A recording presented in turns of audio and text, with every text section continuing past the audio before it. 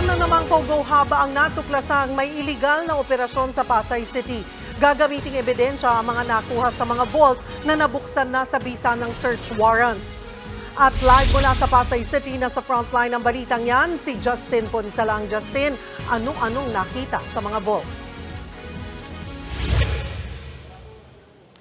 Cheryl, 21 mula sa 32 na mga vaults dito sa isang Pogo Hub sa Pasay City ang binuksan ng mga otoridad sa bisangan ng search warrant. May mga nakuhang pera, dokumento, pasaporte at mga gamit para sa cryptocurrency. August 1 pa pinasok ng mga otoridad ang Pogo Hub dahil sa tip na sangkot ito sa crypto at love scam. Rehistrado naman ang Pogo Hub sa PAGCOR pero sinuspinde na ang lisensya nito at inirevoke na rin kalaunan. Kahapon naglabas ang korte ng search warrant na ipinatupad ngayong araw para buksan ang mga vault. May mga nakuhang pera, dokumento, pasaporte, USB at seed phrases na ginagamit para sa cryptocurrency. Mayroon ding mga bala, silencer at taser.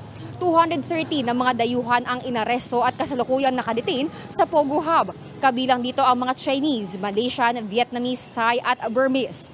Maharap sila sa reklamong paglabag sa Anti-Cybercrime Act, Securities Regulation Code at Immigration Laws. Sasampahan din sila ng paglabag sa SIM card registration law. Napag-alaman kasing gumagamit sila ng peking pangalan para mairehistro ang mga SIM card. Ayon pa sa mga otoridad, may mga nakuha silang mga pre-registered na mga SIM cards.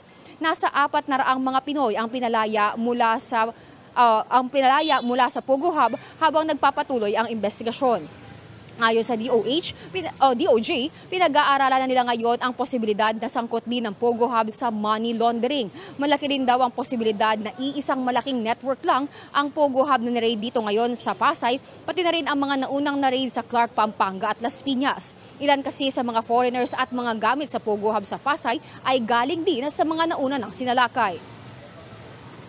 Cheryl, umabot na sa 7.5 million pesos ang narecover na pera ng mga otoridad. Bukod pa yan sa mga foreign denomination na pera. Tuloy-tuloy ang isinasagawang pagbubukas doon sa mga vault at patuloy din yung ginagawang inventory kaya posibleng madagdagan pa yung kasong kakaharapin ng mga sangkot dito sa Pogo Hub. Samantala, Cheryl, sinubukan nating makausap yung abogado ng mga dayuhan na nagtatrabaho dito sa Pogo Hub pero tumanggi muna itong magkomento. Cheryl? Maraming salamat, Justin Ponsalang.